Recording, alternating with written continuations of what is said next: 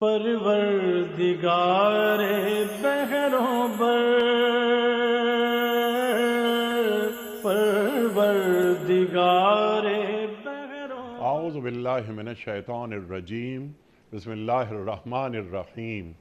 ان اللہ وملائکتہ یصلون علی النبی یا ایہا الذین آمنوا صلوا علیہ وسلموا تسلیما۔ اللہم صلی علی سیدنا و نبینا و شفیعنا و مولانا محمد وعلی آل محمد وبارک وسلم۔ محترم خواتین و حضرات، السلام علیکم۔ پیام صبح کے ساتھ ایک بار پھر حاضر میں ہوں آپ کا میزبان انیق احمد۔ خواتین و حضرات، پیام صبح میں روزانہ گفتگو ہوتی ہے قرآن کریم کی مختلف آیات کے حوالے سے، یعنی پیر، منگل، بدھ اور جمعرات۔ جمعہ اور ہفتہ 2 دن سوال و جواب کے لیے ہوتے ہیں۔ آپ اور ہم جانتے ہیں آپ کے سوالات ہوتے ہیں اور ہمارے ملک کے ایک جید مفتی صاحب کے جوابات قرآن و سنت کی روشنی میں۔ قرآن کریم کو سیکھنے کا عمل ہے ہماری جانب سے، سکھانے کا عمل ہے ہمارے معزز علماء کی جانب سے کہ قرآن کریم ظاہر ہے ہماری مادری زبان عربی نہیں ہے، ہم اجمی ہیں، تو ایک ایک آیت کو جاننا، مطالب جاننا، مفاہیم سے واقفیت اختیار کرنا، تفاسیر پڑھنے کا وقت بہت کم لوگوں کے پاس ہوتا ہے، تو ہم اپنے معزز علماء کے جتنے بھی شکر گزار ہو جائیں کم ہیں کہ وہ تشریف لاتے ہیں اور قرآن کریم کی ان آیات کو ہمارے سامنے بالکل سلیس اردو میں وضاحت کے ساتھ بیان فرما دیتے ہیں۔ خواتین و حضرات، آج ہم سورہ مائدہ کی آیات 55 اور 56 کے تعلق سے بات کروائیں گے اپنے ملک کے ایک ممتاز عالم دین سے، ایک مفسر قرآن سے۔ اللہ تعالیٰ فرما رہا ہے، اللہ اکبر، کہ تمہارے دوست، تمہارے رفیق حقیقت میں اللہ کے رسول صلی اللہ علیہ وآلہ وسلم اور اہل ایمان ہی ہیں۔ کیا پس منظر ہے؟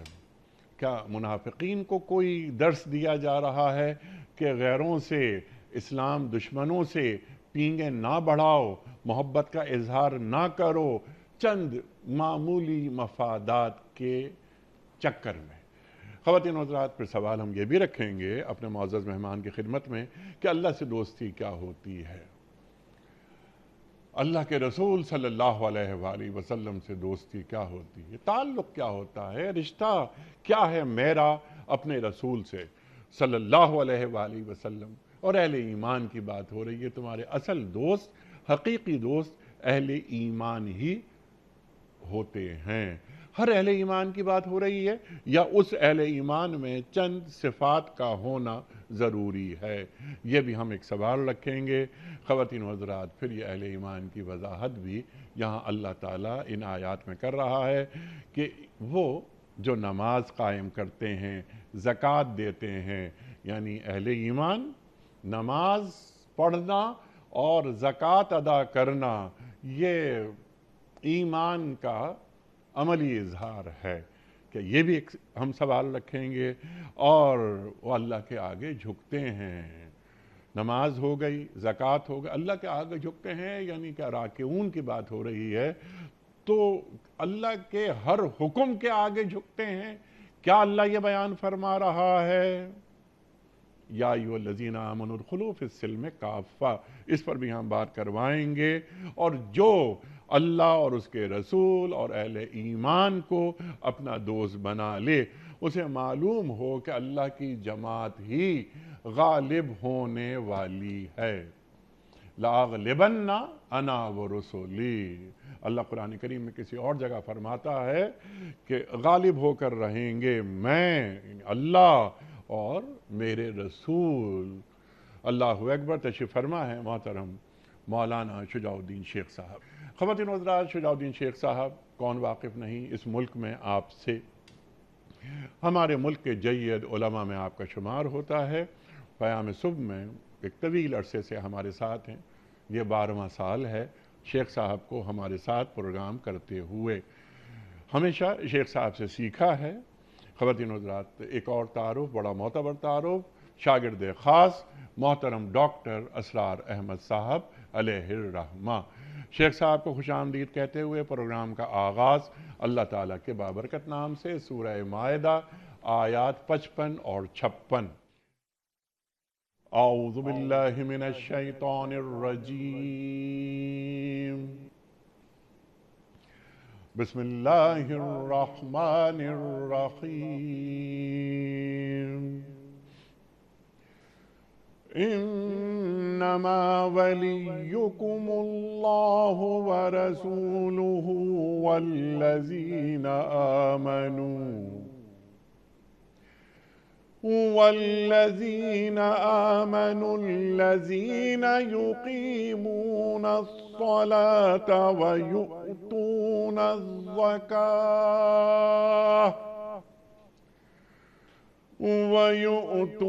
الزکاة وهم راکعون۔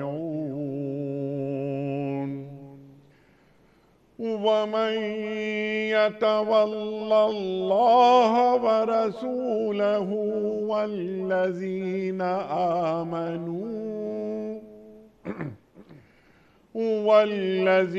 آمنوا فإن حزب الله هم الغالبون۔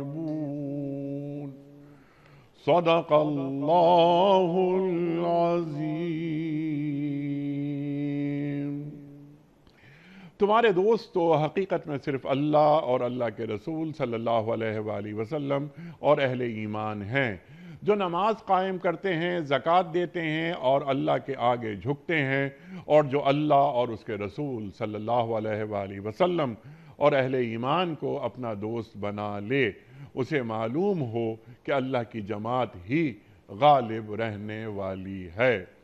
محترم خواتین و حضرات، شیخ صاحب کی خدمت میں اس سے پہلے کہ ہم رکھیں آج کے پروگرام کے حوالے سے پہلا سوال، کل کے پوچھے گئے سوال کا درست جواب اور آج کا سوال آپ کی خدمت میں۔ قرآن کریم میں غار والوں کا ذکر کس صورت میں آیا ہے؟ یہ ہمارا کل کا سوال تھا۔ درست جواب سورہ کہف میں۔ آج کا سوال نوٹ فرما لیجئے۔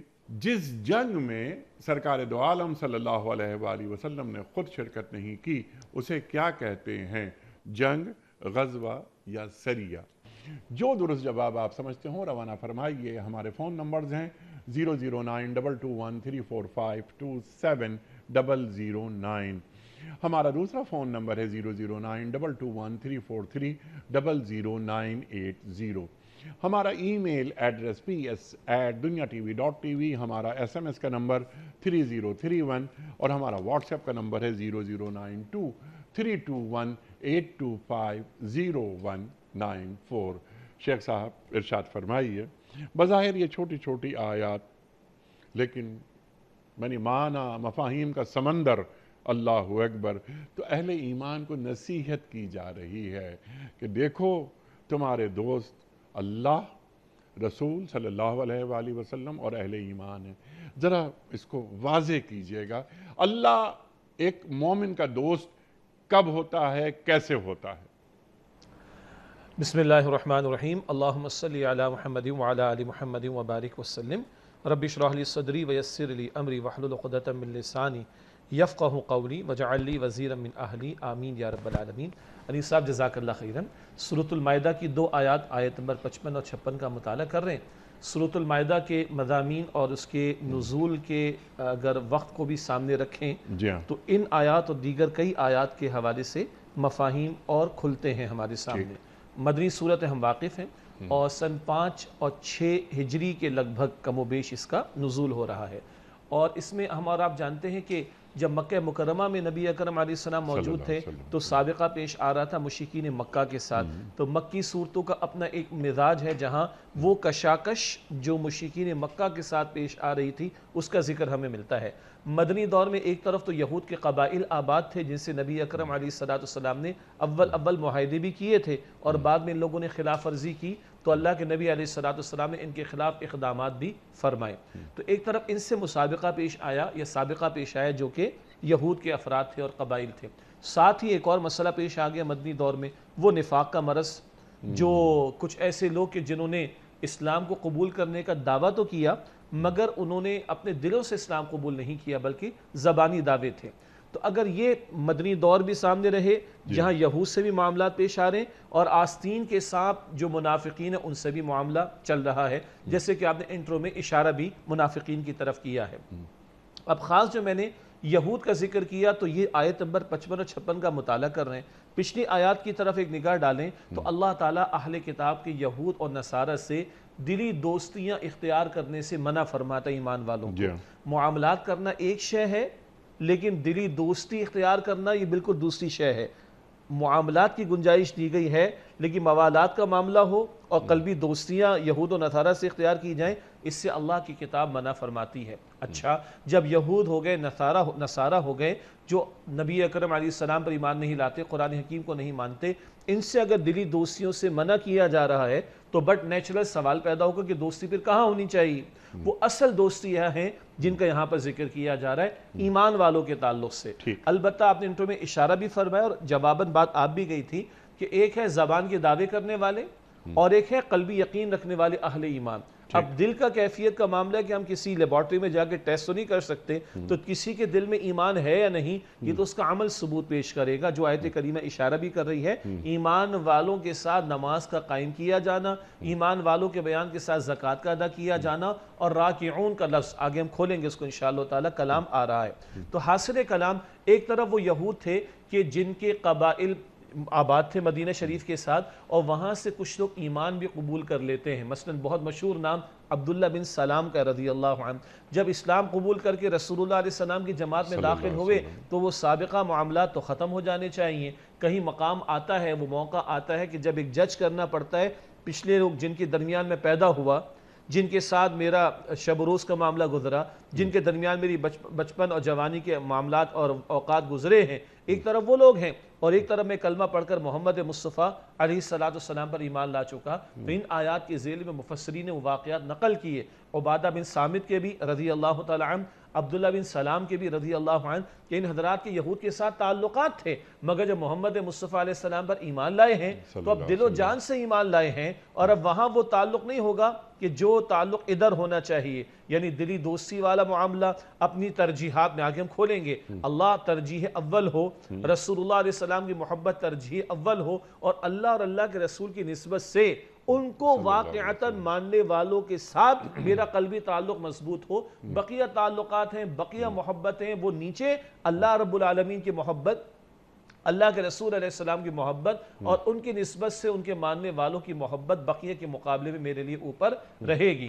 تو پہلے کیونکہ قرآن نے نفی کی ادھر کی دوستیوں کی، تو بٹ نیچرل سوال تھا کہ دوستیاں ہونے کی ادھر چاہیے، ایک یہ جواب آ رہا ہے۔ اور وہ لوگ کہ جو ادھر سے ادھر آئے ہیں، جو دین اسلام میں داخل ہوئے، جیسے کہ عبداللہ بن سلام رضی اللہ عنہ، ان کے طرز عمل کو بھی یہاں پہ دیکھا جا سکتا ہے۔ پھر انہوں نے وہاں جہاں کے وہ بورن تھے، جن قبائل میں وہ آباد ہوئے، جن مذاہب کے جس مذہب کے وہ ماننے والے تھے، اس کو ترک کیا ہے، تو اب ساری محبتیں ادھر ہیں۔ یہ وہ پیرامیٹر ہے جو اللہ اس مقام پر عطا فرما رہا ہے، اور اس پر ہمیں اپنے آپ کو دیکھنے کی ضرورت ہے۔ ٹھیک ہے، اور ان آیات کے آئینے میں ہمیں اپنا چہرہ دیکھنے کی ضرورت ہے، جو آپ نے بات فرمائی۔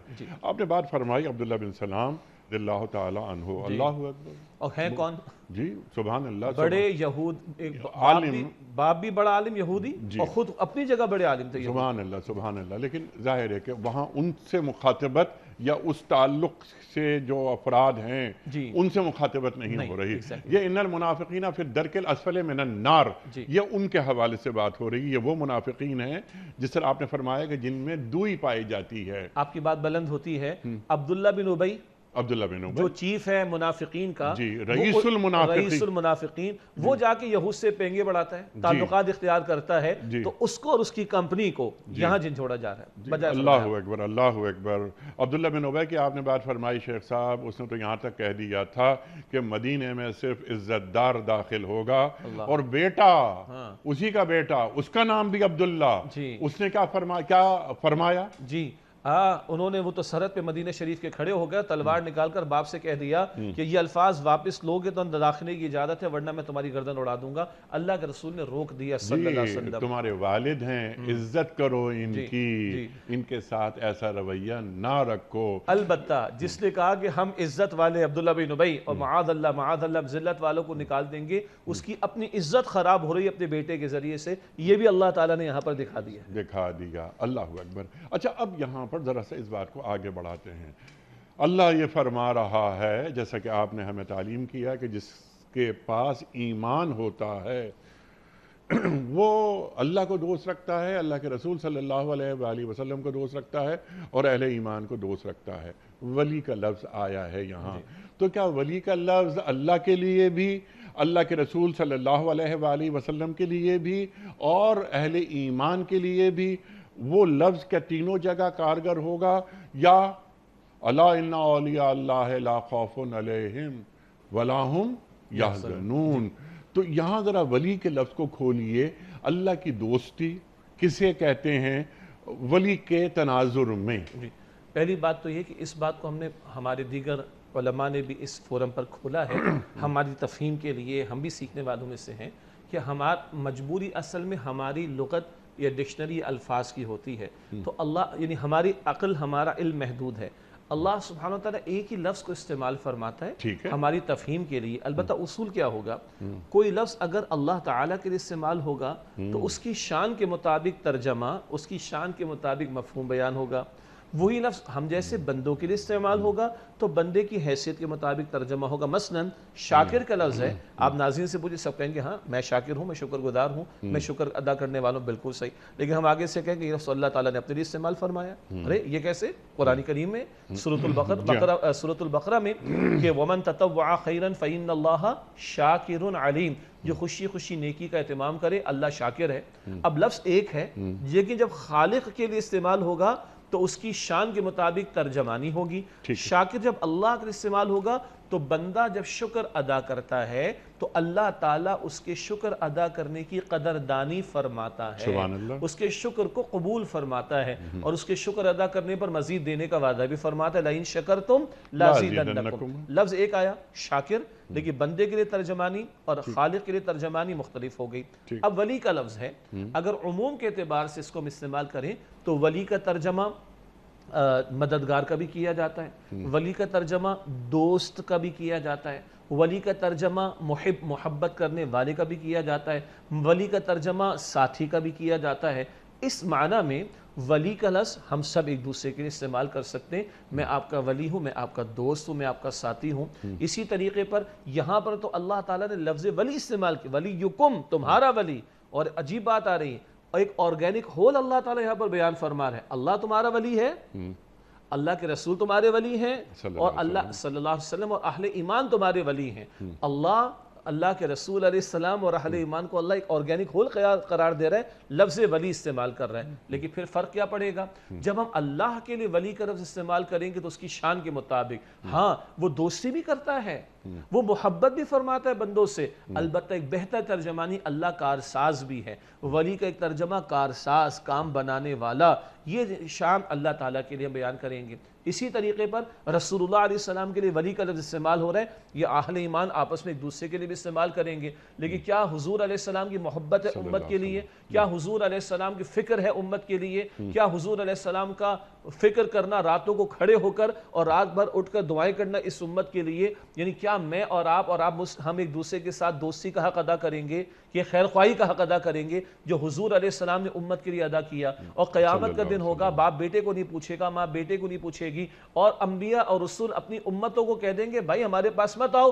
اس وقت ایک ذات محمد مصطفیٰ علیہ السلام کی ہوگی، اور وہ حالت سجدہ میں ہوں گے، یا رب امتی، اے میرے رب میری امت۔ یعنی اگر دوست کو خیر خواہ کے معنی میں کہیں تو کیا خیر خواہی محمد مصطفیٰ نے کی اس امت کی صلی اللہ علیہ وسلم؟ اس سطح کی خیر خواہی امت میں کوئی دوسرے کے لیے نہیں کر سکتا۔ لفظ تو ایک آ رہا ہے لیکن اللہ کی شان کے مطابق ترجمانی، لفظ ایک آ رہا ہے رسول اللہ علیہ السلام کی شان کے مطابق ترجمانی ہوگی۔ اور اگلے سٹیپ کے اندر ایمان والے بھی تمہارے دوست ہیں، ایمان والے بھی تمہارے خیر خواہ ہیں۔ اچھا، ایمان والے بھی تمہارے دوست ہیں یا ایمان والے ہی تمہارے دوست ہیں؟ جی، ابھی جب ہم تین کی بات کریں گے، اللہ کی بات کریں گے، رسول اللہ علیہ السلام، تو اللہ بھی دوست ہے، ٹھیک ہے، اللہ کے رسول بھی دوست ہیں، اور اللہ کے اور ایمان والے بھی تمہارے دوست ہیں. ایک بات ایک کیٹیگری ہو گئی نا. اگریڈ. اب آئیے مخلوق میں سے، بندوں میں سے، رسالت مآب کے علاوہ ہم بات کر رہے ہیں. اگر ہم بندوں میں سے بات کریں گے تو سچے اور پکے ایمان والے واقعتاً تمہارے دوست ہیں، ورنہ ایمان کا دعویٰ تو عبداللہ بن ابی بھی کر رہا تھا، ایمان کا دعویٰ تو منافقین بھی کر رہے تھے، وہ جو 300 علیحدہ ہوئے تھے احد کے معرکے کے موقع پر، ایمان کے دعوے دار تو وہ بھی تھے. تو کیا سارے ایمان والے؟ قطعاً نہیں. یہی ایک شرط آگے اللہ بیان کر رہا ہے. کون سے ایمان والے؟ الذین یقیمون الصلاۃ ویؤتون الزکاۃ، یعنی محض زبانی دعوے کرنے والے اہل ایمان نہیں، بلکہ وہ کہ جن کے عمل بھی ثبوت پیش کریں کہ واقعتاً وہ اہل ایمان ہیں. البتہ کوئی کہہ سکتا ہے کہ صاحب نماز تو عبداللہ بن ابی بھی ادا کرتا تھا. کوئی کہہ سکتا ہے مارے بندے کا خرچ تو کسی منافق نے بھی راہ خدا میں کبھی کر دیا ہوگا. تو یہاں جواب دیا جائے گا نماز اور زکوٰۃ دو بڑے پلرز آف اسلام ہیں، ایک میں بدن کا استعمال زیادہ ہے اور ایک میں مال کا استعمال زیادہ ہے. تو اشارہ ہے مالی عبادات کی طرف بھی اور بدنی عبادات کی طرف. اور بھی کھولیں تو مراد ہے کہ محض اللہ اور اللہ کے رسول کو ماننے کا دعویٰ کافی نہیں، اللہ اور اللہ کے رسول کی ماننا بھی ضروری ہے. اب فرق ہو جائے گا، محض زبانی کلامی دعوے کرنے والے ایمان والے نہیں، بلکہ واقعتاً جو اللہ اور اس کے رسول کے ساتھ مخلص ہوں اور اللہ اور اس کے رسول کو ماننے کے ساتھ ان کی ماننے والے ہوں اور ماننے کا ثبوت اپنے اعمال سے پیش کریں. یہ ان سچے پکے اہل ایمان کی طرف اشارہ کیا جا رہا ہے. سبحان اللہ، سبحان اللہ. یعنی جہاں پر ایمان ہوگا وہاں نماز بھی ہوگی اور وہاں زکوٰۃ بھی ہوگی. جی، قلبی ایمان. قلبی، وہ جہاں ایمان سے مراد قلبی ایمان، یعنی خالص ایمان. اللہ اکبر. میں نے انٹرو میں بھی ایک سوال یہ رکھا تھا کہ اہل ایمان تمہارے دوست ہوں گے. تمام اہل ایمان کی بات ہو رہی ہے یا وہ مخصوص اہل ایمان جن میں چند صفات کا پایا جانا ضروری ہے؟ لیکن ذرا ہم آگے بڑھ کے بات کریں گے. میرا سوالات بہت زیادہ ہیں اس ذیل میں، لیکن جہاں پر آپ نے جو بات فرمائی تھی مومنوں کی بات، کیونکہ آپ نے پہلے، میں چاہتا تھا پہلے اللہ کی دوستی کیا ہوتی ہے، اللہ کے رسول صلی اللہ علیہ وآلہ وسلم سے دوستی کیا ہوتی ہے. اللہ اکبر، اللہ اکبر. یعنی ایک ذمہ داری بھی عائد ہوتی ہے، حمیت بھی آتی ہے، حمیت بھی، دینی غیرت بھی، وغیرہ وغیرہ. تو ہم شروع کرتے ہیں پہلے اللہ سے کہ صاحب میں یہ کہتا ہوں کہ یہ اللہ میرا دوست ہے. یہاں پر ولی کی آپ نے وضاحت کی تھی، تو ایک معنی ولی کے سرپرست بھی ہے نا. تو اللہ میرا سرپرست ہے. یا ایھا الذین آمنوا لا تتخذوا اليہود والنصارى اولیاء. وہاں بھی ولی کی بات آ گئی. تو اللہ میرا اور آپ کا ولی ہے. کیا مطلب ہے اس بات کا؟ اس کو مختلف پیرایوں میں قرآن کریم، جس کو آپ نے کہا نا کہ اوصاف بھی تو کچھ ہوں گے، جی، قرآن حکیم فرماتا ہے سورہ البقرہ کی آیت نمبر 165 میں والذین آمنوا اشد حبا للہ، اور جو لوگ ایمان لائے ان کی شدید ترین سب سے بڑھ کر محبت اللہ سبحانہ و تعالیٰ کے لیے ہوتی ہے. اسی طرح عمل کے میدان میں بات کریں تو سورہ انعام کی آیت نمبر 162 میں کہلوایا گیا، قربانی کے موقع پر بھی دعا ہم پڑھتے ہیں، ان صلاتی و نسکی و محیایا و مماتی للہ رب العالمین. بے شک میری نماز، میری قربانی، میرا جینا، میرا مرنا سب اللہ سبحانہ و تعالیٰ کے لیے ہے. تو ایک ہے میرا قلب کا معاملہ، اور اس قلب کا ایک بہت بڑا اندر جو وصف پایا جاتا ہے وہ محبت کے جذبات ہوا کرتے ہیں. محبتوں میں سب سے بڑھ کر محبت اللہ کے لیے، اور شب و روز کی محنتوں میں سب سے بڑھ کر محنت کس کے لیے؟ میری جان، میرا مال، میرا وقت، میرے اوقات، میری نماز، میری قربانی، سب کچھ اللہ سبحانہ و تعالیٰ کے لیے. تو اگر یہ قلب کی کیفیت واقعتاً ہو، جو کہ میں اپنی چیک کر سکتا ہوں، آپ اپنی چیک کر سکتے ہیں کہ محبتوں میں ٹاپ آف دا لسٹ اللہ سبحانہ و تعالیٰ کی محبت ہو، اور محنتوں کا رخ مرکز و محور اللہ سبحانہ و تعالیٰ کی ذات ہو. اس کے اور اثرات یہ ہیں کہ قلب کے اندر سب کچھ ہونے کا یقین اللہ تعالیٰ کی ذات سے ہو. مصائب کا طوفان بھی آ جائے، ما اصاب من مصیبت الا باذن اللہ، کوئی مصیبت اللہ کے اذن کے بغیر نہیں آتی. کچھ دے کر اللہ واپس لے رہا ہے، انا للہ و انا الیہ راجعون، اللہ ہی نے عطا کی تھی فلاں شے، اللہ سبحانہ وتعالی نے واپس لے لی. سب کچھ ہونے کا یقین اللہ تعالیٰ کی ذات سے. ومن یتوکل علی اللہ فہو حسبہ، جو اللہ سبحانہ وتعالی پر توکل کر لے اللہ اس کے لیے کافی ہو جاتا ہے. شکر کے جذبات، آپ میں جو ہوں، جہاں ہوں، اور جو کچھ میرے پاس ہے، یہ میرے قوت بازو کا کمال نہیں، لیبلونی. سلیمان علیہ السلام عرض کر رہے ہیں یہ تو میرا امتحان لے رہا ہے، آیا میں شکر ادا کرتا ہوں یا شکر ادا نہیں کرتا. بدلتے حالات کے اندر ہارڈ ٹائمز کا معاملہ آ جائے تو اسی کی ذات پر توکل کا معاملہ، اسی سے سب کچھ ہونے کا یقین کا معاملہ ہو، اور اس کے فیصلے پر راضی رہنے کی بات، ما اصاب من مصیبت الا باذن اللہ ومن یؤمن باللہ یہدی قلبہ، جو اللہ پر ایمان رکھے اللہ اس کے دل کو ہدایت عطا کر دیتا ہے۔ یہ چند اوصاف کا ذکر، محبت ٹاپ آف دا لسٹ اللہ سے، محنتوں کا رخ اللہ کی رضا کے حصول کے لیے، بدلتے حالات میں صبر کا پہلو، شکر کا پہلو، توکل کا پہلو، امیدیں لگائے رکھنے کا پہلو، یہ صرف اللہ سبحانہ وتعالیٰ کی ذات سے، وہ جو ہم ہر نماز کے بعد اللہ کے نبی علیہ السلام کی مصنون دعا ہمارے معمولات میں شامل رہنی چاہیے، اللہم لا مانع لما اعطیت ولا معطی لما منعت ولا ينفع ذا الجد منک الجد، اللہ جو تو دینا چاہے چاہے نفع و نقصان کوئی روک نہیں سکتا، جو تو نہ دینا چاہے کوئی پہنچا نہیں سکتا چاہے نفع و نقصان، اور تیرے اختیار کے مقابلے میں کسی کا اختیار کام آنے والا نہیں۔ اور ایک بات اس زمن میں آخری ایڈ کر دیتا ہوں، اللہ کے لیے غیرت اور حمیت کا معاملہ کہ اس کا حکم ٹوٹے تو میرے چہرے کا رنگ تبدیل تو ہو، ورنہ وہ اللہ کے رسول علیہ السلام نے فرمایا، اللہ نے جبریل امین کو حکم دیا فلاں فلاں بستی کو ہلاک و برباد کر دو، تباہ کر دو، اللہ تیرا ایک بندہ ہے جس سے پلک جھپکنے کی مقدار برابر تیری نافرمانی نہیں کی، اللہ فرماتے پہلے اس کو عذاب دو پھر اور لوگوں کو عذاب دینا۔ ہماری نافرمانی معاشرے میں ہوتی رہی اور اس کے چہرے کا رنگ بدلتا نہیں تھا، یہ اپنی عبادات میں لگا رہا، اپنی نیکی انفرادی سطح پر لگا رہا، اور ہمارے احکامات ٹوٹے اس کے چہرے کا رنگ نہیں تبدیل ہوا، اس کو پہلے عذاب دو باقی لوگوں کو بعد میں عذاب دینا۔ تو نیک آدمی فقط وہ نہیں ہوتا کہ کونے خدرے میں بیٹھ کے نیکی کی باتیں کر لے، نیکی کے اعمال کو انجام دے لے، وہ میدان عمل میں آ کر باطل کا مقابلہ کرتا ہے اور حق کے غلبے اور باطل کے ابطال کے لیے کوشش کرتا ہے، اور وہ اللہ اکبر اگر مصلی پر کہتا ہے، یہ اذان میں کہتا اور سنتا ہے، تو وہ تکبیر مسلسل کے لیے میدان عمل میں آ کر باطل سے ٹکراؤ کے لیے بھی کھڑا ہوتا ہے، اور اس کے لیے کبھی جان بھی پیش کرنا پڑے اور جنگ بھی کرنا پڑے تو کرتا ہے۔ قرآن کہتا ہے سورہ آل عمران کی آیت نمبر 146 میں وَكَأَيٍّ مِّن نَبِيٍّ قَاتَلَ مَعَهُ رِبِّيُّونَ كَثِيرٌ، کتنے انبیاء ایسے گزرے جنہوں نے اللہ کے انبیاء کے ساتھ مل کر اللہ کی راہ میں جنگ تک کی ہے۔ تو یہ قلبی معاملہ ہو، عمل کے میدان میں انفرادی معاملات ہو، بدلتے حالات میں ایک باوقار رویے کی بات ہو، اور غیرت و حمیت کا مظاہرہ کر کے رب کی مرضی کو جاری و ساری کرنے اور اس کی ناپسندیدہ باتوں کو مٹانے کے لیے کوششیں کرنا، اگر یہ ہوتا ہوا نظر آ رہا ہے تو پھر تو کوئی شخص ایک درجے میں حق بجانب ہے کہ کہے کہ ہاں اللہ کی محبت میرے لیے ٹاپ آف دا لسٹ ہے اور اللہ میرے لیے ترجیح اول کی حیثیت رکھتا ہے۔ سبحان اللہ سبحان اللہ، یہ بندہ کہہ رہا ہے اطاعت خدا بندی کے بعد کیا ہی اچھا ہو کہ اللہ یہ کہے کہ یا ایتھا النفس المطمئنہ ارجعی الی ربک راضیۃ مرضیہ فادخلی فی عبادی، میرے بندوں میں آ جاؤ، داخل ہو جاؤ، اور وادخلی جنتی۔ اچھا یہاں شیخ صاحب گویا اگر ایک جملہ نکالا جائے آپ کی گفتگو سے کہ جتنی اطاعت میں اضافہ ہوتا ہے اتنا ہی اللہ تعالیٰ میرا دوست ہوتا چلا جاتا ہے، بجا ٹھیک ہے نا؟ بجا اسی کہ اللہ نے خود فرمایا سورہ البقرہ میں اللہ ولی الذین آمنوا، تو ایمان فقط قبول کرنے کا نام تھوڑا ہی، وہ تو تسلیم کر کے مسلم واقعتاً ہو جانے کا نام، تو جتنا میں مسلم ہوتا جاؤں گا اس کی محبت اور اس کی دوستی میں آگے بڑھتا چلا جاؤں گا۔ اللہ اکبر، اور یخرجہم من الظلمات الی النور، تو میں ظلمات سے نور کی طرف آ رہا ہوں یا نہیں آ رہا، ایک ٹیسٹر یہ بھی ہے۔ اچھا اب یہاں پر اطاعت جو آپ نے بات فرمائی، پھر اللہ کے رسول صلی اللہ علیہ وآلہ وسلم سے ایک تعلق، ایک دوستی، اللہ اکبر، اللہ کے رسول صلی اللہ علیہ وآلہ وسلم ہمارے ولی،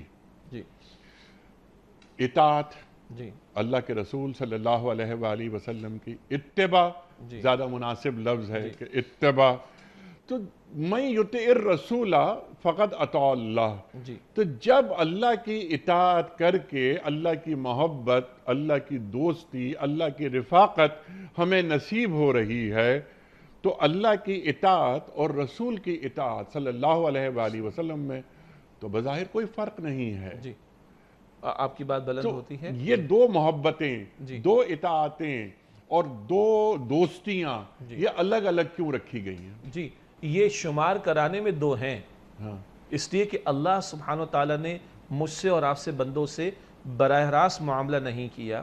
اللہ ہم سے کیا چاہتا ہے اس نے پیغمبر کے ذریعے بتایا بھی ہے، اور ہمیں وہ کیسا دیکھنا چاہتا ہے اپنے پیغمبر کے ذریعے سے اسے نمونہ عطا کیا۔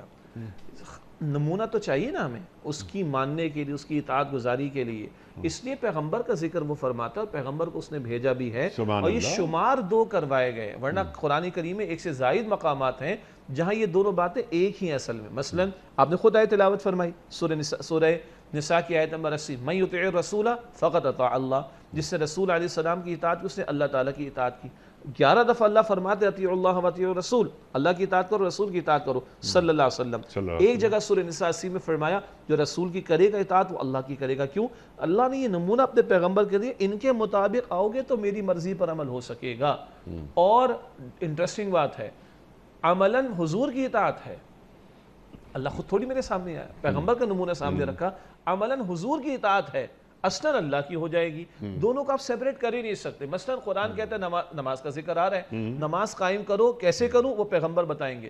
اب پیغمبر کے طریقے پر ادا کروں گا تو نماز کے حکم پر عمل ہوگا، تو گویا یہ 2 اطاعتیں شمار کرنے میں 2 لگ رہی ہیں، اصلاً یہ ایک ہی بات ہے۔ سبحان اللہ۔ اور آپ کی بات بلند ہوتی ہے، ہم اطاعت اور اتباع پر بھی آئیں، پہلے محبت پر بھی تو آئیں۔ سبحان اللہ۔ اگر قرآن پاک میں یہ کہا، البقرہ کی 165 آیت کا ذکر ہوا کہ ایمان والوں کی شدید ترین محبت اللہ کے لیے ہوتی ہے، تو سورہ احزاب کی 6 نمبر آیت بھی لے کر آئیے، النبی اولا بالمؤمنین من انفسہم، نبی علیہ السلام ایمان والوں کے نزدیک ان کی جانوں سے بڑھ کر عزیز اور مقدم اور محترم ہے، جان سے بڑھ کر۔ اور حدیث واضح، جب تک تمہاری جان سے بڑھ کر میں تمہارے نزدیک محبوب نہیں، تمہارا ایمانی درست، تمہارا ایمانی نامکمل ہو ہی نہیں سکتے تم ایمان والے۔ اور اس سے بڑھ کر جو ہلا دینے والی آیت ہے وہ سورہ توبہ کی آیت نمبر 24، 8 محبتیں ایک پلڑے میں اور 3 محبتیں ایک پلڑے میں، ہلا دینے والی بات ہے۔ اور سچی بات ہے، جب اس مقام سے ہم گزرتے ہیں ہل جاتا ہے انسان۔ اگر واقعتاً قرآن کا ترجمہ اور مفہوم ذہن میں ہو، ذرا توجہ ہو، ذرا سنیں، قل ان کان آباؤکم و ابناؤکم و اخوانکم و ازواجکم و عشیرتکم، 5 رشتے۔ اے نبی صلی اللہ علیہ وسلم فرما دیجئے لوگوں، اگر تمہارے باپ اور بیٹے اور بھائی اور رشتہ دار اور بیویاں، وَأَمْوَالٌ اقْتَرَفْتُمُوهَا وَتِجَارَةٌ تَخْشَوْنَ كَسَادَهَا وَمَسَاكِنُ تَرْضَوْنَهَا، اور تمہارے مال اور تمہاری تجارت، تمہارے محلات جو تمہیں بڑے پسند ہیں، اگر یہ 8 رشتے یعنی 8 محبت رشتوں، مال، اسباب اور مکانات و محلات کی کس قدر فکرے ہیں، أَحَبَّ إِلَيْكُم مِّنَ اللَّهِ وَرَسُولِهِ وَجِهَادٍ فِي سَبِيلِهِ، اگر یہ 8 یا کوئی محبت تمہیں محبوب تر ہے، پرائرٹی میں اوپر ہے، رشتے ناتے، مال، دولت، گھر، مکانات، محلات، 8 میں سے کوئی محبت بالا تر ہے تمہارے نزدیک اللہ کی محبت سے، اللہ کے رسول کی محبت سے اور اللہ کی راہ میں جہاد کی محبت سے، فتربصوا، جاؤ انتظار کرو۔ پھر ڈاکٹر صاحب تو بڑا سخت ترجمہ کرتے تھے، جاؤ دفع ہو جاؤ، استغفر اللہ، حتی یأتی اللہ بامری، اللہ اپنا فیصلہ لے آئے موت یا عذاب کا، واللہ لا یہدی القوم الفاسقین، ایسے فاسقوں کو اللہ ہدایت نہیں دیتا۔ استاد ڈاکٹر اسرار صاحب ہمارے فرماتے تھے اپنے باطن میں ترازو لگاؤ، اور سچی بات ہے یہ دوسروں پر انگلی اٹھانے کے لیے آیت کریمہ کا بیان نہیں، اپنے لیے ہے۔ ایک ترازو اپنے باطن میں قائم کرو، ایک پلڑے میں 8 محبتیں رکھو، دوسرے میں 3 رکھو، چیک کر لو کون سا پلڑا بھاری ہے، اندر سے جواب آ جائے گا۔ حدیث میں آتا ہے استفتی قلبک، کسی اور سے فتویٰ لینے کی ضرورت نہیں، اپنے دل سے فتویٰ لو۔ اور ان صاحب ایک اور اہم بات ہے یہاں پر، اللہ تعالیٰ کی محبت، اللہ کے رسول کی محبت ایک اصولی بات ہے صلی اللہ علیہ وسلم، ایک اصولی قلبی معاملہ ہے۔ اس کا پتہ کیسے چلے گا؟ وَجِهَادٍ فِي سَبِيلِهِ، اور اللہ کی راہ میں جہاد کی محبت۔ یہ 8 اگر ان میں سے کوئی پلڑا بھاری ان 3 محبتوں سے، تو پھر دھمکی دی جا رہی ہے اللہ کی طرف سے۔ اللہ اور اس کے رسول کی محبت تو ایک قلبی اصولی معاملہ، صلی اللہ علیہ وسلم عمل جہاد بتائے گا، جہاد بندگی کے لیے، جہاد بندگی کی دعوت کے لیے، جہاد بندگی والے نظام کے قیام کے لیے، جہاد اطاعت کرنے کے لیے، اطاعت کے امور میں آگے بڑھنے کے لیے، جہاد گناہوں سے بچنے کے لیے، جہاد گناہوں کو مٹانے کے لیے، جہاد باطل کو مٹانے کے لیے، یہ پورا ایک کنسپٹ ہے۔ یہ اگر جہاد کے عمل میں بندہ مصروف عمل ہے تو ہاں اندر اللہ کی محبت ہے، رسول کی محبت ہے صلی اللہ علیہ وسلم، کوئی میڈل تھوڑی لٹکا ہوگا، کوئی ماتھے پہ لکھا ہوا تھوڑی ہوگا، یہ عمل جہاد سے پتہ چلے گا، وہی جس کو ہم نے غیرت و حمیت دینی کہا تھا، اس سے پتہ چلے گا کہ اللہ اور اس کے رسول کی محبت ہے یا نہیں ہے۔ اور ایک بات آپ کی بات کے تسلسل میں، اطاعت اکثر احکامات سے متعلق معاملہ، اتباع یہ پوری زندگی کا طرز عمل ہے، زندگی کے تمام گوشوں کا۔ اور اللہ کی محبت کی بات آئی، اللہ نے اپنی محبت کے دعوے کے ثبوت کے لیے اطاعت نہیں، اتباع رسول کا تقاضا کیا۔ سورہ آل عمران کی آیت 31، ان کنتم تحبون اللہ فاتبعونی، اے نبی علیہ السلام سے فرمائیے اگر اللہ سے محبت کا دعویٰ ہے، تمہیں دعویٰ کرتے ہو تو میری اتباع کرو، یحببکم اللہ، تو اللہ تم سے محبت فرمائے گا۔ تو حب الہی کے لیے فقط اطاعت الہی، اطاعت رسول کافی نہیں۔ مولوی صاحب یہ فرض تو نہیں ہے نا یہ واجب تو نہیں ہے. او بھائی 33 یا 40% کے چکر میں کہاں لگے ہوئے ہو؟ اپنے بچے کے لیے تو تم چاہتے ہو 100% مارکس آئیں اور آخرت کی تم کہتے ہو کہ 40% کی تیاری لے کے جاؤ گے. یو آر باؤنڈ ٹو فیل. تو اللہ کی محبت کے دعوے کے لیے فقط اطاعت ڈوز اینڈ ڈونٹس کا تقاضا پورا کرنا کافی نہیں، اتباع کے میدان میں بھی چلنا پڑے گا، تب اللہ کی محبت کا دعویٰ صحیح قرار پائے گا. اور تم چلے جائے دعویٰ کرنے، اللہ تم سے محبت کرنے لگ جائے. سبحان اللہ سبحان اللہ سبحان اللہ. قل ان کنتم تحبون اللہ فاتبعونی یحببکم اللہ. اللہ اکبر اللہ اکبر. اللہ کی اطاعت کرنی ہے. کیسے کرنی ہے؟ جیسے محمد بتائیں صلی اللہ علیہ وآلہ وسلم. اللہ اکبر اللہ اکبر. اچھا اب اس کے تقاضے بہت زیادہ ہوتے ہیں. اب اتنا بڑا موضوع ہے یہ. آپ نے موضوعات بہت کھول دیے ماشاءاللہ. نہیں اس آیت میں دیکھیں کتنے سارے موضوعات ایک ساتھ ہیں. تو سرکار دو عالم صلی اللہ علیہ وآلہ وسلم سے محبت کا تعلق کا ایک دعویٰ. یہ دعویٰ تو بہت بڑی بات ہے نا. تو اس جیسے آپ نے ٹیسٹر کی بات کی کہ ٹیسٹر اپنے دل سے فتویٰ لے لو. یا اللہ کے رسول فرما رہے ہیں صلی اللہ علیہ وآلہ وسلم سب سے بڑا مفتی دل میں بیٹھا ہوا ہے.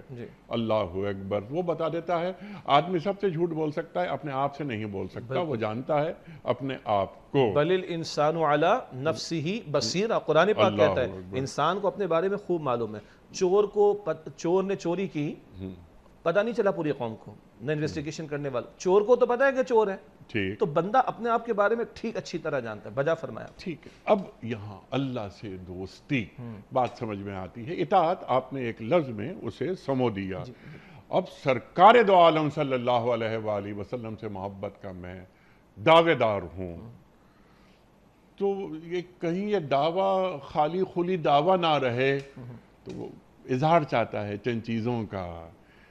اچھا میں آپ سے محبت کرتا ہوں اور آپ سے دوستی کرنا چاہتا ہوں. کیا آپ بھی مجھ سے دوستی کرنا چاہتے ہیں؟ بچا تب تو دوستی کا پورا پیکیج مکمل ہوگا نا. جی. تو اس کے لیے مجھے کچھ چیزیں کوالیفائی کرنی پڑیں گی. صحیح. تو میں ایک اتنا بڑا دعویٰ کا اللہ سے دعویٰ محبت کا والذین آمنوا اشد حبا للہ، یہ قرآن کریم نے بیان فرما دیا کہ اہل ایمان اللہ سے ٹوٹ کے محبت کرتے ہیں. اب وہ ٹوٹ کے محبت کیا ہوتی ہے وہ بھی ایک بہت بڑا چیپٹر ہے. خود کو مائنس کیسے کیا جاتا ہے. اللہ اکبر اللہ اکبر. اور کیا تزکیے کے بغیر، مزکی کو حاصل کیے بغیر کیا میں اس منزل تک پہنچ سکتا ہوں؟ یہ بھی ایک بڑا سوال ہے. اس پر بھی کچھ فرمائیے گا. میرا سوال صرف یہ تھا چھوٹا سا. ڈر لگتا ہے یہ بات کہتے ہوئے کہ اللہ کے رسول میرے دوست ہیں صلی اللہ علیہ وآلہ وسلم. اللہ اکبر کبیرہ. دیکھیے دوست کے اوصاف کو اگر سمجھے نا تو جیسے ہم نے اشارتاً بات پہلے کی تھی کہ دوست محبت کرنے والا ہوتا ہے، خیر خواہی رکھنے والا ہوتا ہے. واقعتاً جو دوست ہوتا ہے اس کو اپنے دوست کے فائدے کی فکر ہوتی ہے. اس کے نقصان کے بارے میں فکر مند ہوتا ہے کہ میرے اس دوست کو نقصان نہ پہنچ جائے. اسے کوئی تکلیف آتی تو اس کو نیند نہیں آتی. اگر اس کو کوئی حاجت پیش آ جاتی اس کو نیند نہیں آتی. یہ ہے مخلص دوست کے بنیادی اوصاف. محبت بھی، خیر خواہی بھی، فکر مندی بھی، نفع کا خیال رکھنا بھی، نقصان کا خیال رکھنا بھی، اور بے غرض ہو کر اس کے ساتھ رویہ رکھنا. اچھا اللہ کے رسول علیہ السلام نے تو کیا کچھ نہیں کیا ہمارے لیے. صلی اللہ علیہ وسلم. میں نے عرض کیا نا آپ کے سامنے کہ پوری راتوں کو کھڑے ہو رہے ہیں، اور ایک پوری رات اس آیت میں گزری حضور کی صلی اللہ علیہ وسلم، جو عیسیٰ علیہ السلام کا مکالمہ سورۃ المائدہ کے آخر میں، جو قیامت کے دن اللہ سے مکالمہ ہوگا، اور عیسیٰ علیہ السلام شفاعت کا بڑا ایک لطیف پیرایا وہاں پر اختیار کریں گے.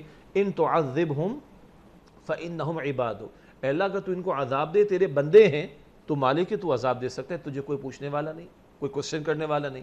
وَإِن تَغْفِرْ لَهُمْ. اور اللہ تو ان کو بخش دے. فَإِنَّكَ أَنْتَ الْعَزِيزُ الْحَكِيمُ. اللہ تیرا اختیار پھر بھی پورا ہے، اور تو سب کو معاف کرنے کا فیصلہ فرما دے تو تیرا یہ فیصلہ بھی حکمت بھرا ہوگا، تو حکیم ہے. یہ تو عیسیٰ علیہ السلام کی التجا ہوگی قیامت کے دن اللہ کے حضور. ایک رات مسند احمد کی روایت ہے، ایک پوری رات اللہ کے نبی صلی اللہ علیہ وسلم یہی آیت پڑھتے پڑھتے پوری رات روتے رہے، میرے اور آپ کے لیے. اب آپ چیک کر لیں، آپ کا میرا دوست تو بڑی بات ہے، کیا بات کو کوئی فیل نہ کریں. ماں باپ بھی کوئی ایسے ہیں کہ جنہوں نے پوری رات کھڑے ہو کر اپنے بچوں کے لیے دعا کی ہو. اللہ نہیں ایگزامپل، ہم بھی باپ ہیں، ایسا تو کبھی نہیں ہوگا. اور وہ کیسے روحانی ہمارے والد ہیں، روحانی والد بھی ہیں نا. اور امت کے رسول بھی صلی اللہ علیہ وسلم پوری رات کھڑے ہو کر یہ ایک آیت پہ گزاری ہے. اور کل قیامت کے دن جب قرآن کہتا ہے یوم یفر المرء من اخیہ و امہ و ابی و صاحبتہ و بنی، انسان دور بھاگے گا اپنے بھائی سے اور اپنی ماں اور اپنے باپ سے اور اپنی بیوی اور اپنی اولاد سے، لکل امرئ منہم یومئذ شأن یغنی، ہر ایک کو اپنی فکر لاحق ہوگی، باقی ساری فکروں سے وہ آزاد ہو جائے گا، ایک میں بچ جاؤں۔ انبیاء تک بھی اپنے امتیوں کو کہہ دیں گے ہمارے پاس نہ، اور حضور اس وقت بھی حالت سجدہ میں ہوں گے۔ یعنی انتہا درجے کی خیر خواہی، انتہا درجے کا نقصان سے بچانے کا معاملہ۔ لوگوں تمہارا حال ہے کہ تم جہنم کی آگ میں گرا چاہتے ہو، بخاری شریف کی حدیث ہے، میں تمہیں کمر سے پکڑ کر کھینچ کر بچانے کی کوشش کر رہا ہوں۔ اللہ ان کے بارے میں فرماتا ہے لقد جاءکم رسول من انفسکم عزیز علیہ ما عنتم، ارے تم پر کوئی مشقت آئے، مشکل آئے، ان کو گراں گزرتی۔ حریص علیکم، عربی والا حریص پازیٹیو مثبت معنی میں یہاں پر، حریص علیکم تمہاری بھلائی کے بڑے خواہش مند ہیں، بالمؤمنین رؤوف الرحیم، ایمان والوں کے لیے رأفت اور شفقت فرمانے والے۔ اللہ کے رسول نے تو ہمیں جانوروں کے بارے میں شفقت سکھائی، تو خود حضور کی شفقت کا عالم امت کے لیے کیا ہوگا صلی اللہ علیہ وسلم۔ یہ تو ہے ان کے پارٹ پر، یعنی جو انہوں نے ہمارے ساتھ معاملہ کیا، اور اللہ نے ایمان کی دولت دی تو ان کے ذریعے سے ملی، قرآن کا علم ملا تو ان کے ذریعے سے ملا، دین ملا تو ان کے ذریعے سے ملا، اور خالق کا تعارف بھی ملا تو ان کے ذریعے سے ملا، اور اللہ ان کو رحمت للعالمین قرار دے رہا ہے۔ مطلب زبان رک جائے گی، الفاظ ختم ہو جائیں گے، مگر حضور کا امت کے لیے شفقت کا پہلو ہے، اس کا بیان مکمل نہیں ہو سکتا۔ اب ہم سے تقاضا کیا ہے؟ ہم کر کیا سکتے ہیں آخر؟ ہمارے بس میں ہے کیا؟ اللہ تقاضا کرتے ہیں ان سے محبت کرو۔ کیسی محبت؟ سورہ آداب کی آیت نمبر 6 تو آ گئی کہ اپنی جان سے بڑھ کر ان سے محبت، ہماری جان سے بڑھ کر ان سے محبت۔ پھر اللہ کے رسول علیہ السلام کے بارے میں سورہ اعراف کی آیت نمبر 157 میں اللہ تعالیٰ ارشاد فرماتا ہے فَالَّذِينَ آمَنُوا بِهِ وَعَزَّرُوهُ وَنَصَرُوهُ وَاتَّبَعُوا النُّورَ الَّذِي أُنزِلَ مَعَهُ أُولَٰئِكَ هُمُ الْمُفْلِحُونَ۔ اللہ فرماتا ہے جو ایمان لائے ان پر، نبی علیہ السلام پر، اور ان کی تعظیم اور احترام بھی کرے۔ وہ سورہ حجرات کی آیت 2 بھی سامنے رہے کہ لا ترفعوا اصواتکم فوق صوت النبی، اپنی آوازوں کو نبی علیہ السلام کی آواز سے بلند نہ کرنا۔ تو وہ حضور کا احترام اور ادب بھی۔ پھر حضور کی نصرت کا معاملہ صلی اللہ علیہ وسلم، کس کام میں نصرت، کس کام میں مدد؟ حضور نے تو تجارت چھوڑ دی تھی، چلتی ہوئی تجارت، بہترین تجارت چھوڑ دی تھی۔ نزول قرآن کے بعد 23 برس کس کام میں لگے؟ اللہ کی دین کی دعوت، اللہ کے دین کی اقامت، اللہ کے دین کے غلبے کی جد و جہد کے لیے، باطل کی نفی، عدل کا نفاذ اور قیام ہو۔ 23 برس اس کام میں لگے، اس کام میں جو حضور کی نصرت کرے صلی اللہ علیہ وسلم۔ اور نمبر 4 وَاتَّبَعُوا النُّورَ الَّذِي أُنزِلَ مَعَهُ، اور اس نور قرآن کی اتباع کریں جو حضور کے ساتھ نازل ہوا۔ تشریف لے گئے قرآن کریم اور اپنا اسوہ ہمیں عطا کر گئے صلی اللہ علیہ وسلم۔ جو اس نور قرآن کی اتباع کریں گے اولئک هم المفلحون، یہ ہیں جو فلاح پائیں گے۔ محض دعوے سے محبت کا دعویٰ ٹھیک نہیں، اور محض دعوے سے فلاح نہیں مل جائے گی۔ اللہ کہتا ہے ایمان بھی لاؤ، احترام بھی لاؤ، نصرت بھی لاؤ، نور قرآن کا اتباع بھی لاؤ۔ یہ کرتے ہو تو فَأُولَئِكَ هُمُ الْمُفْلِحُونَ، قرآن پاک کہتا ہے یہ فلاح پانے والے ہیں۔ سبحان اللہ، سبحان اللہ، سبحان اللہ۔ صرف خالی خلی دعوے نہ ہوں۔ اچھا، اہل ایمان حقیقی معنوں میں دوست، حقیقی معنوں میں دوست اہل ایمان کب بنتے ہیں اور کون کون سی خوبیاں؟ کچھ باتیں تو ہو گئی ہماری آپ کی جو قرآن کریم بیان فرما رہا ہے کہ یہ کیا کرتے ہیں کہ یہ نماز پڑھتے ہیں، یہ زکوٰۃ ادا کرتے ہیں، اور اللہ کے آگے جھکے رہتے ہیں۔ نماز پڑھنا سمجھ میں آتی ہے بات، زکوٰۃ ادا کرنا سمجھ میں آتی ہے بات۔ یہ جو راکعون کی بات ہو رہی ہے، تو راکعون کے کیا معنی ہیں؟ کہ 24 گھنٹے یہ اللہ کی اطاعت میں رہتے ہیں۔ ماشاءاللہ، یہ لفظ رکوع جو اس مقام پر آیا اور مقامات پر بھی آتا ہے، تو کبھی کبھی قرآن حکیم میں لفظ رکوع نماز بھی اس سے مراد لی گئی، یہاں نہیں۔ وہ ہم اسی لیے اسٹریس کر رہے ہیں کہ مختلف پیرایوں میں ایک لفظ کا استعمال ہوتا ہے۔ سورہ حج کے آخری حصہ ہے ارکعوا واسجدوا واعبدوا ربکم، رکوع کرو، سجدہ کرو، اپنے رب کی عبادت کرو۔ تو وہاں رکوع سجود سے مراد نماز کا قائم کرنا مراد لیا گیا۔ کیوں؟ نماز کے جو ارکان ہیں، جو پارٹس ہیں، ان میں سے ایک کا ذکر کیا جائے تو نماز مراد لی جاتی ہے، لیکن یہاں تو نماز کا ذکر آ چکا ہے۔ پھر راکعون سے مراد کیا ہے؟ تو راکعون کا ایک لغوی مفہوم ہے جھکنا، جس میں ایک اشارہ آپ نے فرمایا، ایک اشارہ میں بھی ایڈ کر دیتا ہوں۔ ایک اشارہ ہے یہ راکعون پوری زندگی کا جھکے رہنا۔ سبحان اللہ۔ ہم 29 سے پارے کے آخر میں سورہ مرسلات میں پڑھتے ہیں وَإِذَا قِيلَ لَهُمُ ارْكَعُوا لَا يَرْكَعُونَ، جب ان سے دنیا میں کہا جاتا ہے جھکو تو جھکتے نہیں تھے۔ کفار کا ذکر ہے، سرکشوں کا ذکر ہے، نافرمانوں کا ذکر ہے، اور اکڑ کرنے والوں کا ذکر ہے، اللہ کی مانتے نہیں تھے۔ تو وہ سورہ مرسلات کے آخر میں جو بات آ رہی ہے وہ لغوی معنی میں، جو آپ نے بھی اشارہ کیا کہ اس سے مراد ہے پوری زندگی کا جھکنا۔ اور نماز تو پوری زندگی جھکنا ہی سکھاتی ہے نا، ہر چند گھنٹوں بعد کھینچ کر لاتی ہے، اوقات یاد دلاتی ہے، ہم سے کہلواتی ایاک نعبد، اللہ تو تیری عبادت کرتے ہیں، تو معبود ہے، ہم بندے ہیں، یاد دلا کر دوبارہ واپس لے کے جاتی ہے باہر نماز، تو کہتی ہے ان الصلاۃ تنہی عن الفحشاء والمنکر، بے شک نماز بے حیائی اور بری باتوں سے روکتی ہے۔ تو جس رب کو نماز میں بڑا مانا، سلام کے بعد بھی اس کو بڑا ماننا ہے، خواہ خوشی غمی کا موقع ہو، کاروبار کا موقع ہو، معیشت، معاشرت، سیاست، عدالت، ریاست، کچھ بھی ہو۔ تو وجہ ہے آپ کی بات کہ یہ راکعون سے مراد کی پوری زندگی کی اطاعت کا پہلو، پوری زندگی جھکے رہنے کا پہلو، پوری زندگی بندگی کا رویہ اختیار کرنے کا پہلو۔ ایک پہلو اور بھی اس میں ہے، اور جھکنا ایک ہوتا ہے باطن کا، اور اس جھکنے سے مراد عاجزی کا ہونا، فروتنی کا ہونا، نماز ادا کر کے بے نمازی کو جہنم نہ پہنچا دوں معاذ اللہ، تکبر میں نہ آ جاؤں، اللہ تعالیٰ زکوٰۃ دینے کی توفیق دے دے، راہ خدا میں خرچ کرنے کی توفیق دے دے تو اکڑ نہ کروں، اظہار نہ کروں، لوگوں کے سامنے باتیں نہ بیان کروں، نہیں، نماز بھی ادا کی، سبحان اللہ، اللہ کے رسول مکرم علیہ السلام سلام پھیرنے کے بعد پڑھتے تھے اللہ اکبر، استغفر اللہ، استغفر اللہ، استغفر اللہ، حضور تو خطاؤں سے پاک، یہ استغفار کس بات کی؟ یہ حضور کی عاجزی کا بیان اور امت کی تعلیم ہے۔ حضور کی عاجزی کیا؟ مالک تیرے حکم پر جھک تو گیا، جھکنے میں کمی رہ گئی تو اس پر بھی استغفار، اور کیا قیام اور رکوع سجود ہوں گے نبی اکرم علیہ السلام کے؟ امت سوچے ادھر حضور نمازوں کے بعد استغفار کر رہے ہیں، ہم کس قدر گنہگار ہیں کہ ہمیں کس قدر استغفار کا اہتمام کرنا چاہیے۔ تو بندگی واقعتاً کیا ہے؟ جتنا بندہ بندگی کے اعمال میں آگے بڑھے، اس میں فروتنی اور عاجزی اور انکساری بڑھتی چلی جائے۔ تو راکعون ظاہر میں پوری زندگی کا جھکا رہنا، اور باطن کے اعتبار سے عاجزی اور انکساری اور فروتنی کا اختیار کرنا۔ سبحان اللہ، سبحان اللہ، ٹوٹل سبمیشن کی جو ہم بات کرتے ہیں۔ اچھا، اب یہاں کنکلوڈ فرما دیجئے، آج ہم نے کیا سیکھا ٹو ڈوز کے حوالے سے، لیکن دو باتیں۔ ایک بات تو یہ کہ ہمارے دوست اہل ایمانی ہوں گے، تو اہل ایمان ہی ہمارے دوست ہو سکتے ہیں، یا اہل ایمان بھی ہمارے دوست ہو سکتے ہیں؟ غیر مسلم ہیں جو اہل ایمان نہیں ہیں، کیا وہ ہمارے دوست نہیں ہو سکتے؟ یا ایک اس کی کوئی سطح ہے کہ وہاں تک تو جو اخلاقیات کے حوالے سے، مدارات کے حوالے سے، شائستگی کے حوالے سے وہ ہمارے دوست ہیں، اور پھر یہاں حزب اللہ کی بات ہو رہی ہے، اللہ کی جماعت۔ اللہ کی جماعت سے کیا مراد ہے؟ جو اللہ فرما رہا ہے کہ وہی غالب آنے والی ہے، لَأَغْلِبَنَّ انا ورسولی، اللہ اکبر، ارشاد۔ کئی باتیں ہیں جہاں تک غیر مسلموں کا تعلق ہے، ان کے ساتھ مدارات کا معاملہ بھی ہو سکتا ہے، اخلاقی رویے بھی ہو سکتے ہیں، لین دین کا معاملہ بھی ہو سکتا ہے۔ سورہ ممتحنہ میں ایک لائن قرآن پاک نے ڈرا کر دی، جو تم سے دشمنی پر آ جائیں، تمہیں تمہارے گھروں سے نکالیں، تم سے جنگ کریں، ان کے بارے میں یہ معاملہ نہیں۔ ادر دین باقی جو کفار ہیں ان کے ساتھ مدارات بھی ہے، اخلاقیات بھی ہے، حسن سلوک تو جانوروں کے ساتھ ہے نہیں صاحب، تو انسان کے ساتھ کیوں نہیں ہوگا؟ اور یہ کریں گے تو ان کا دل جیت کر دین کی دعوت پیش کر سکیں گے، کوئی حرج نہیں۔ لیکن قلبی دوستی، وہ قلبی دوستی مسلمانوں کے ساتھ ہو سکتی ہے، کفار کے ساتھ نہیں ہو سکتی۔ یہ ایک اہم مسئلہ ہے۔ قلبی دوستی مسلمانوں کے ساتھ ہو سکتی ہے، کفار کے ساتھ نہیں۔ یہ قلبی دوستی سے کیا مراد ہوگا؟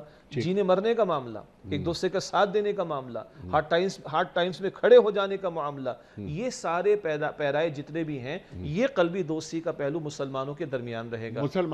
مسلمان سے قلبی ایک تعلق ہوتا ہے، لیکن یہ آیت کیا مسلمان سربراہوں سے بھی کچھ کہہ رہی ہے؟ بجا طور پر کہ تمہارا اصل ولی کون ہے؟ اللہ۔ تمہارا اصل ولی کون ہے؟ اللہ کے رسول علیہ السلام۔ تمہارا اصل ولی کون ہے؟ ایمان والے۔ تو ایمان والوں کو چھوڑ کر تم کافروں سے تعلقات پیدا کرو گے؟ ایمان والوں، سبحان اللہ، یعنی کافروں سے یہ تعلقات قائم کرو گے کہ وہ ایمان والوں کو تمہارے ذریعے سے نقصان پہنچائے؟ تم اپنی زمین ان کے حوالے کرو گے، ظالموں کے، یہ جا کے مسلمانوں کو شہید کریں؟ یہ کون سی دوستی ہے؟ یہ تو ظلم ہو رہا ہے مسلمانوں کے ساتھ، یہ تو غداری کی جا رہی ہے اللہ اور اس کے رسول کے دین کے ساتھ، اور اللہ اور اس کے رسول کی تعلیمات کے ساتھ۔ تو جہاں عام مسلمانوں کو رہنمائی دی جا رہی ہے، وہاں یقیناً مسلمانوں کے سربراہوں کو بھی ذمہ داری رہنمائی یہاں پر عطا کی جا رہی ہے۔ اور یہ جو آپ نے فرمایا کہ اللہ کی جماعت ہی غالب رہے گی، تو اللہ کی جماعت کون سی ہے؟ جی یہ قرآن پاک بھی ذرا کوئی سورہ مجادلہ کو پڑھے نہ جا کر، سورہ مجادلہ کی آخری آیت ہے کہ جو اللہ اور اللہ کے رسول علیہ السلام اور آخرت پر واقعتاً ایمان رکھنے والے، ان کی دلی دوستیاں تم ان کے باپ سے، بھائی سے، ان کی دوستیاں تم ان سے نہیں دیکھو گے کہ جو یحادون اللہ و رسولہ، جو واقعتاً ایمان والے ہیں، ان کی دوستیاں ان کے ساتھ نہیں ہوں گی جو اللہ اور اس کے رسول کی مخالفت کرتے، چاہے باپ ہوں ان کے، چاہے بیٹے ہوں ان کے، چاہے بھائی ہوں ان کے، اور چاہے رشتہ دار ہوں ان کے۔ اور یہ نظارہ ہم کہاں دیکھتے ہیں؟ بدر کے موقع پر صدیق اکبر رضی اللہ تعالیٰ عنہ ایک طرف، صاحبزادہ بھی دوسری طرف ہیں، عمر فاروق رضی اللہ تعالیٰ عنہ ایک طرف، دوسرا رشتہ دار دوسری طرف ہے، ایک بھائی ایک طرف ہے، دوسرا بھائی دوسری طرف، ایک کزن ایک طرف ہے، دوسرا کزن دوسری طرف ہے۔ یہ ڈیوائڈنگ لائن کیا تھی؟